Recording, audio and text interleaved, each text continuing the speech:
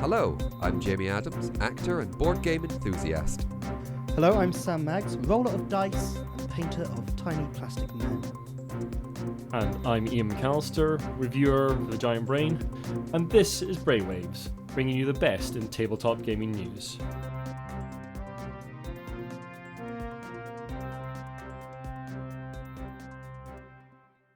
And the headlines for 29th of April 2018. Kickstarter Fraud Scandal rocks Asia. Hasbro announces their earnings, and they're not as good as expected. And the Cardboard Edison Awards have been announced. Oh, I've just got to stop you, Ian. We've got some late breaking news here coming from our reporter Jamie, who's downtown. Jamie, are you here? That's right, Jamie. I am here in the downtown area, where costumed critters cooperatively and competitively create construction craziness. Yes, what I can only describe as a super battle is going on.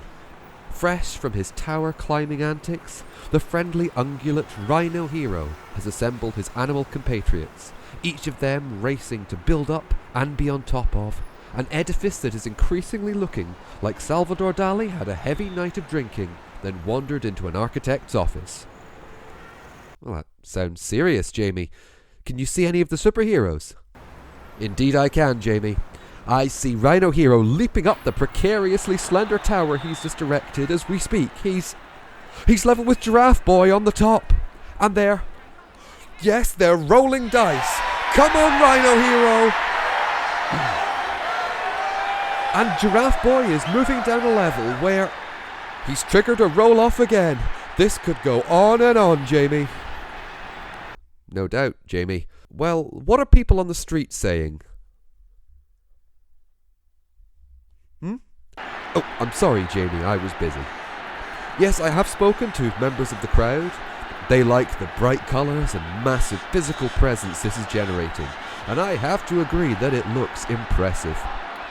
But there are those who are saying it's ultimately too simple a construction for them. Too much luck in the dice of their favourite hero and their method of building. All fair points, but we'll see how this contest scales up. Back to you in the studio. Thanks for that, Jamie. Bit odd, wasn't it? No, I'm sorry, Jamie, I'm going to have to interrupt you. The structure has fallen down. Yes, Giraffe Boy was too daring in his wall placement, and it's toppled like a house of cards. Oh, the huge manatee. People are running. I can't see signs of any. There he is.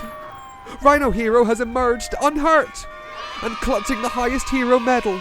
He's the winner. Back to you, Jamie, in the studio. I'm off to celebrate. Thank you for that, Jamie. That was a bit odd. Fascinating stuff, Jamie. Thanks very much. So it appears that we have our first instant of proper Kickstarter fraud within the board game community. This has been covered elsewhere very well by Calvin Wong, and I would also suggest you check out the Unlucky Frog Gaming podcast on this as well with Calvin on it. The Borders Cafe and online shop based in Singapore was one of these shops that would organise retail pledges for Kickstarters because getting board games in that area is very expensive. So they would order many copies, get people to pledge to them directly, and then people would get their games that way. And all this was basically fine for quite some time until around about November, December last year, there were cracks to show. People weren't quite getting their games in time. Various other things were going wrong there. Some of this stuff got sorted out fairly quickly, but what has since happened is that company has seemed to have vanished completely, along with tens of thousands of dollars worth of stock. Several companies have come out saying, we now consider our stock stolen. I will put a link to the Calvin's article in the show notes, but I suggest you go and check it out. It's a fascinating read. He's done some excellent investigative journalism work there.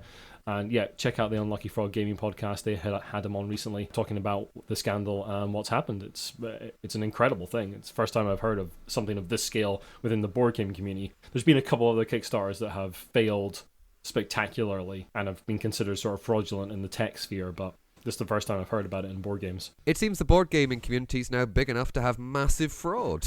Well, yeah, that's it. It's like it's one of those things where, like, as the community grows and games get more expensive and Kickstarters get bigger and bigger. I mean, we're seeing board game Kickstarters are some of the highest funding things on Kickstarter now. I believe it was at least 60-70% of all games funded last year were tabletop games. Yeah, Yeah, absolutely, and they have some of they rank in the top 10 of like the amount of money into a given Kickstarter. It's an incredible amount of money, and some people are bound to want to exploit that. Unfortunately, Absolutely, and we've seen it the same in the rise of counterfeit copies of board games as well coming into the market. And I suppose just as the market gets bigger and demand for games gets greater, we're just going to unfortunately see more and more things like this. Game and toy company Hasbro has seen its share prices and revenue take a tumble recently. In the first 3 months, its revenue fell 16% to $716.3 million, well below the $824.7 million the Wall Street expected. This is a shortfall of $112.5 million. Hasbro are explaining that the closure of Toys R Us in the recent months is one of the main reasons and has hit them incredibly hard. Of course, the reason that it's relevant to the board game community is that Hasbro owns some of the basic titles. They also own Wizards of the Coast and other hobby outlets as well. So it'll be interesting to see what happens to those properties down the line as Hasbro tries to claw back some of that money. Interestingly, Hasbro shares did rise 3% about on Monday, which is possibly a sign that there may be interest in maybe buying Hasbro if this run of bad luck continues. Moving on from big boys into small publishers, the Cardboard Edison Awards have recently been announced. This is a yearly competition run by Cardboard Edison, a fine site I suggest you check out if you're anyway interested in design. Lots of helpful advice on there. It's all about small unpublished games. Anyone can apply to the Cardboard Edison Awards. There's a vetting process down to the sort of final 10, which are then played by a panel. And this year is Animal Kingdom from Stephen Aramini, who has won, and you can go and check that out on Cardboard Edison's site. We will link that in the show notes, and there's a lot of other cool wee games in there that made into second and third place, and some that didn't quite make it through, but are still really interesting ideas. Over on Crowdfunder, UK charity CYEN are raising funds for Uganda's second Village Board Game Convention. The funding page features a video of young people praising last year's event, surrounded by copies of games such as Terraforming Mars, Ticket to Ride, and Forbidden Island.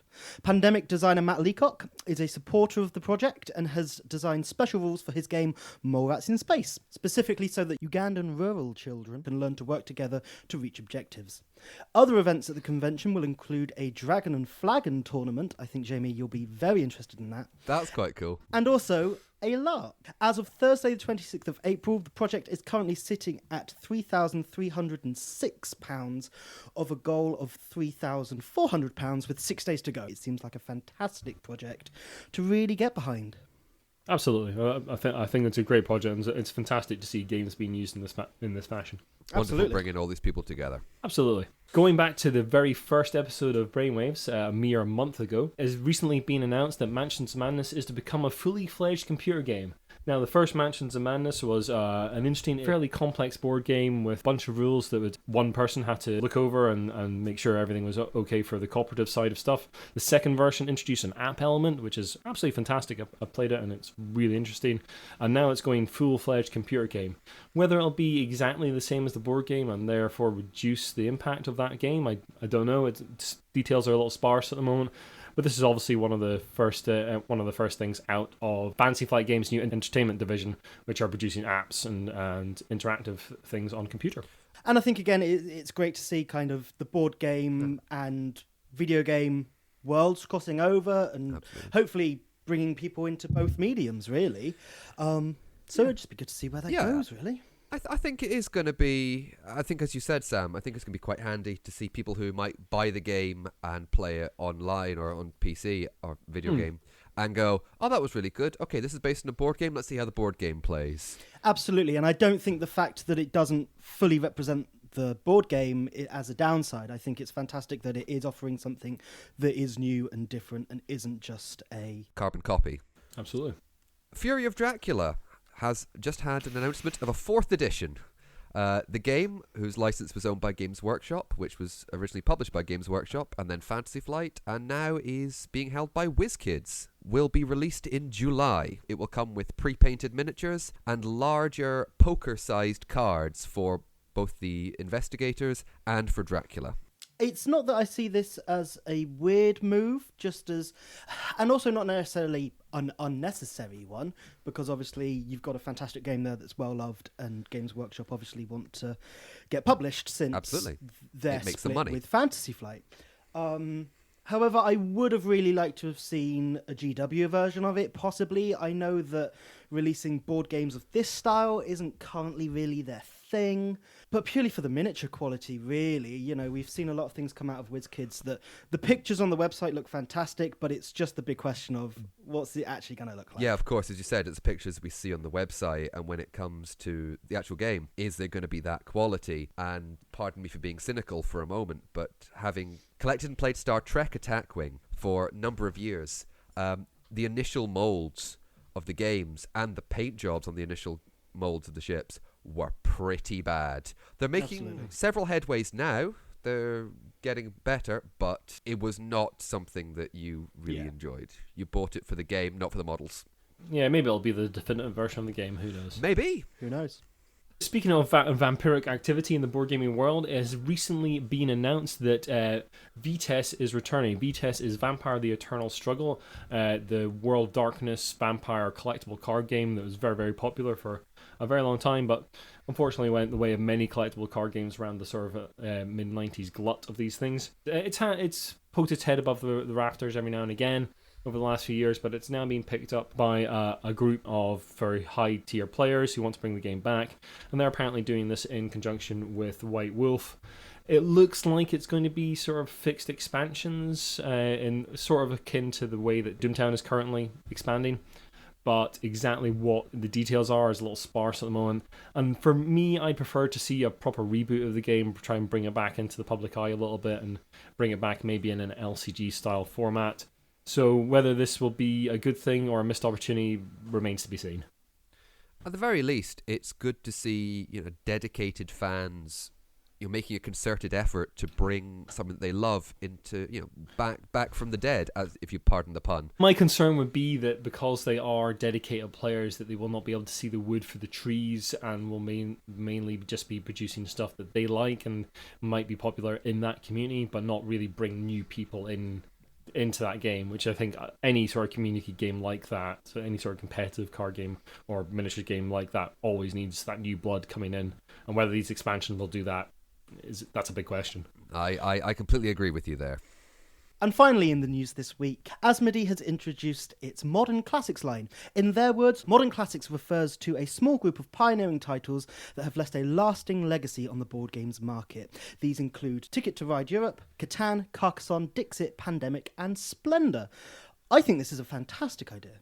Yeah, it seems like a decent lineup, yeah. Yeah, just anything that really brings people into the hobby with kind of clear titles that I think do represent the hobby really well. Represent the hobby now, definitely. Exactly, because as I was pointed out in a video by John Perkis of Actual Lol, when people say you listen to films, you listen to music, or you watch films, and they assume you talk about the most recent films and music.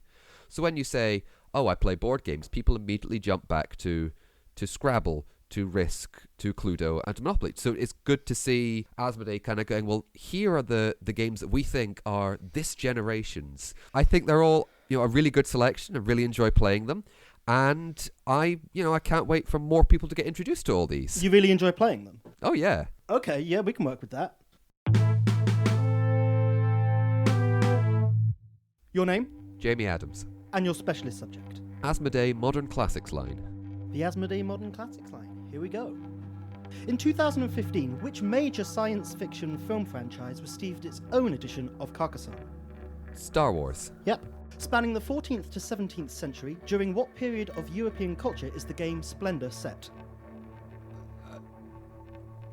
Renaissance? Correct. What was the first standalone spin-off of Z-Man's Pandemic franchise? Pandemic the Cure? Yes. In Matt Leacock's Pandemic, players take on the role of members of the CDC. What does CDC stand for? A Centre for Disease Control. Absolutely right. In what year did Klaus Treber's Settlers of Catan win the coveted Spiel des Jahres? 1993. 1995. Included in the Asmodee Modern Classics line is Ticket to Ride Europe, and not its original predecessor. Europe introduces 2 additions to rules and gameplay. These include tunnels and what else? Train stations. Quick on the draw and correct. Who designed the tile-laying game Carcassonne? Pass. In Dixit, what do the pieces used to mark each player's score resemble? Frogs. The correct answer is rabbits. In Season 5 episode of The Big Bang Theory, the recombination hypothesis, the main characters are seen playing which board game? Catan. Correct. In Splendor, players collect various...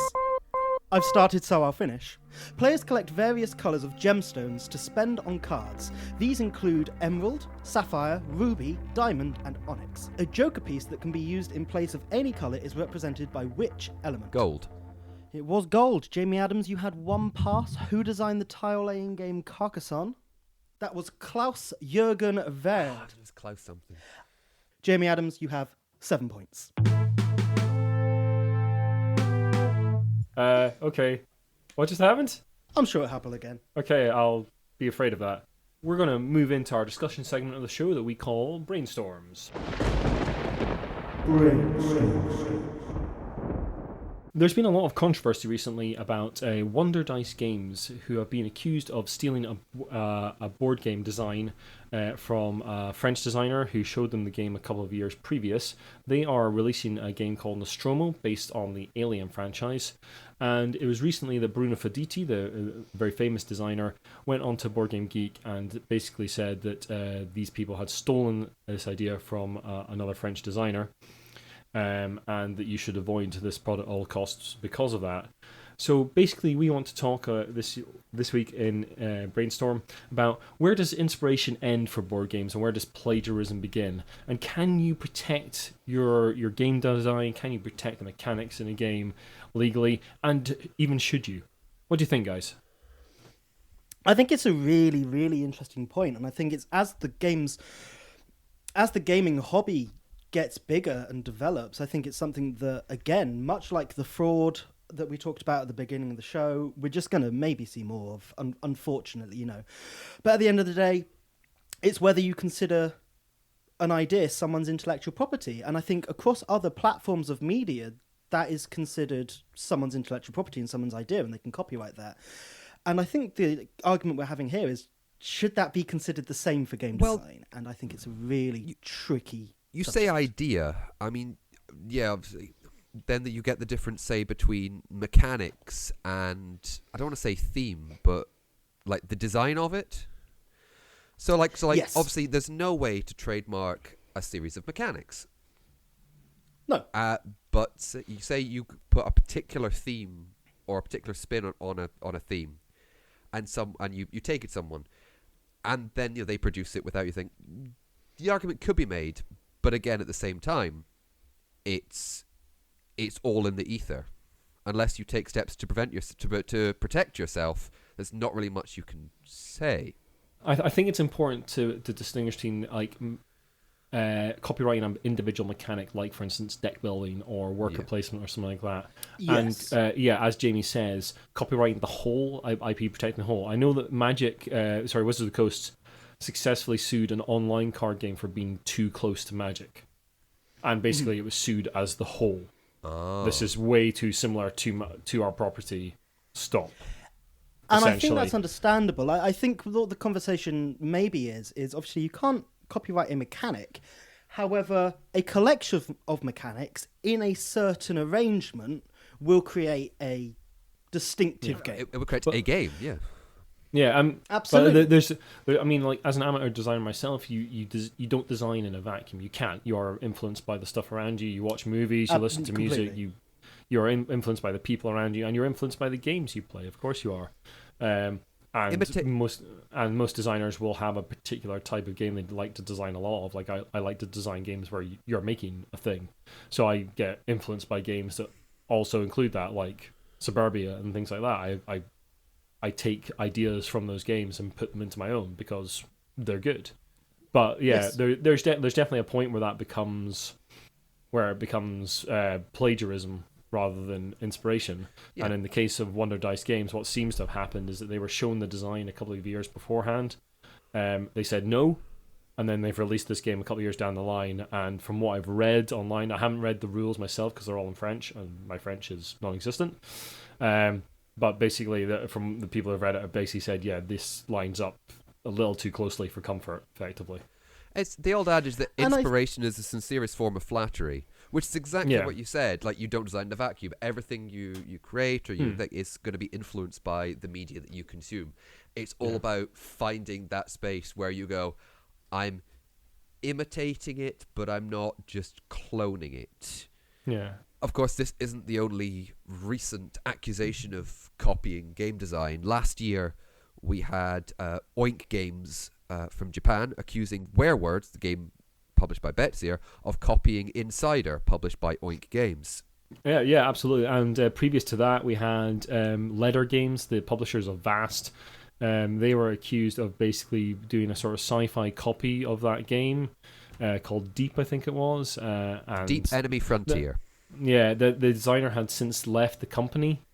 The designer Vast had left Leather's employment, and he was basically accusing them of taking effectively all the mechanics from that and putting them into this new game, and that game actually got cancelled because of all that controversy. There's an interesting question I hear every now and again on designer forums and amongst the local playtest group. Occasionally it comes up, is that should I, as a new designer, in some way protect my design? And the basic advice I've read from a lot of places is no, you should not. Most companies don't have the time, they don't care that much, and they've got their own stuff to work on in such a way that they will not steal your design. However, it looks like that is starting to happen. It's starting to happen a wee bit. Yeah, it's cases like this that are gonna make people rethink. Yeah, absolutely. That. Yeah. Well, at the moment, we don't know which way this has gone. So, is someone in the process of being sued right now? Only surface details at the moment. Yeah, and I suppose it completely depends on which way this does fall. Yeah. Does it fall in the way of the designer or the publisher? With this as well, I think it is a not specialized case, but it's a specific case of a publisher seeing a design a couple of years previously, and now them obviously publishing something that looks extremely similar. Yeah. Rather than Fantasy Flight putting out a game and then Z-Man putting something out that looks extremely similar, and there being a conflict there. This is something that wasn't previously published, and now a publisher who saw that design once upon a time is publishing that game and claiming it to be their own property. Yeah.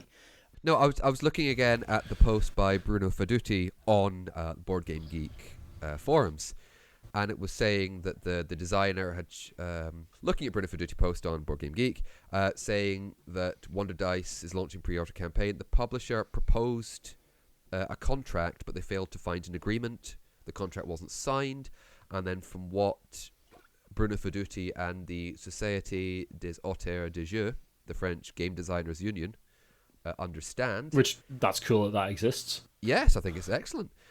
It appears to them the publisher simply stole the game from its designer, developing and publishing it without his agreement, without his name, and of course without royalties. That is all quoting Bruno Faduti's post on Board Game Geek. And I think that's the thing that's given this a lot of heft, is that it's not just anyone that's come out and said this. It's Bruno Faduti. It's a leading... Absolutely. Yeah. And I doubt he would just sort of stick his neck out for no readily apparent reason. He's trying to make a point about this. And yeah, I think Sam's right, that the advice is probably going to change a wee bit. I still think that if you are pitching to publishers, if that is the intention of whatever design you've got going, like one of the designs that I've got going at the moment, I'm planning to pitch to publishers somewhere down the line. If you rock up with an NDA, they're not going to look at you. If you're going to make people sign NDAs and that kind of thing before playing your game, it's probably not going to hold water, and it's probably not worth it. And you're probably going to get less playtesters as well. But also, do you think it's just a sign of this was a small industry that's getting bigger, and in other industries that is commonplace? I think it'd be interesting to see how the film industry cope this, because the film industry, is as a big industry is, almost over 100 years old now, Hollywood as the center of film thing. How did they cope in the first kind of glowing years when people were stealing ideas from them? If people were stealing ideas from studios back and forth, what were they doing to protect their intellectual properties or their styles? Oh yeah, there's lots of weird cases of that, like Sean Connery having the rights to Thunderball and remaking it as Never Say Never Again. No, Never Say Never Again, and all sorts of weird things like that. But I think the closest comparison industry is probably music. where there's been a lot of cases in the last sort of decade or so of people suing for lines, for beat patterns, for all sorts of stuff, trying to say my father or I or whatever came up with this. For melodies. For melodies. And I think it's incredibly tricky because like we said earlier, you don't do anything creative in a vacuum. Yes. You are inspired by the stuff you see and make something similar because that's a good place to start. Yeah, and I think so much of this is a relatively small industry, and we're coming up against things that haven't happened yet. That's definitely it. As we get bigger, and as things go on, these things are maybe going to become more commonplace, and people are going to start talking about it more and start to maybe accept more things.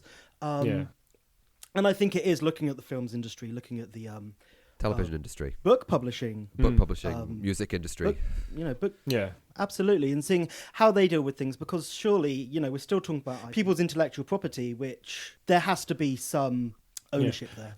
I mean, I know a lot of people in the indie RPG scene, or I did for a while, and a lot of them would put the games out for free for a while and then put out the books, and it never hurt them. It helped because people got to see the game and that kind of thing.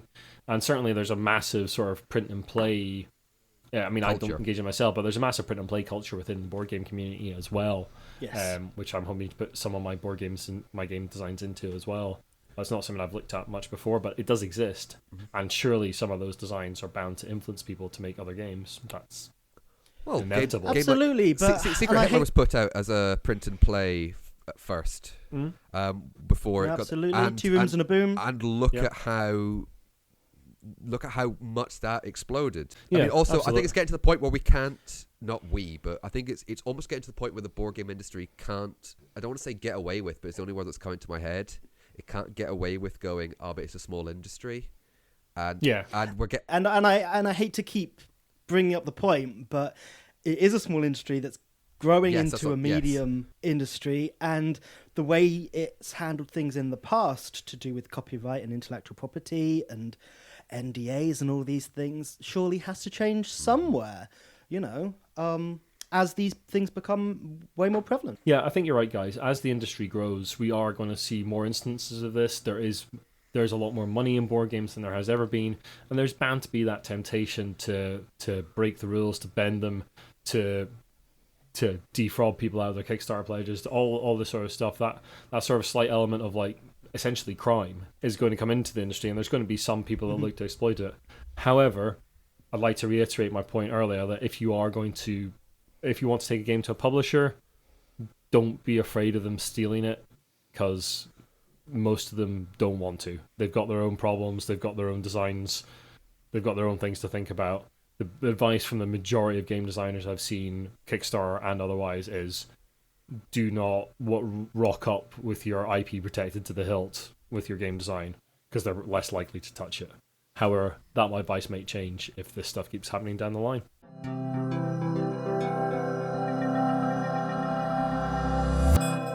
Well, before we finish up tonight, gents, an interesting little piece of news that there's a blockchain-powered card game come out for the crypto geek in you. What on earth that means? This is crazy and wonderful, and I have no idea. About anything. So again, we'll obviously link to this in the show notes, like we do with all our news articles. But essentially, it's a physical card game where you can print out cards. Each one will be unique. And the way you'll know it's unique within the game system is that it will be tied to blockchain. Which, if those who don't know, blockchain is, or who it is, what it is, it's a ledger technology, which is one of the main things behind cryptocurrencies like Bitcoin, the most famously well known. Indeed. It's called Volition. It's from Seattle startup CryptoGog, which is also a fantastic name. And it's according to their article, it's a digital physical card game which is aimed at crypto geeks, card hobbyists, and digital collectors. They say that, but in what way? Who is this aimed at? It's such a it's the industry it's the model in a lot of weird things at the moment with anything to do with cryptocurrency or blockchain. Is we're going to put blockchain on something and it'll make money. Blockchain ? Profit. I'd like to say, gentlemen, The company has applied for patents on establishing the mining of booster packs in an unpredictable yet deterministic way. I love it. So they're basically they're trying to copyright loot boxes. They're going to try and get on the loot box, yeah. Yeah, if they try and copyright loot boxes, that is not going to go well for them. Sell your bitcoins and buy booster packs. Yeah. Sell. That's our advice here at Brainwaves.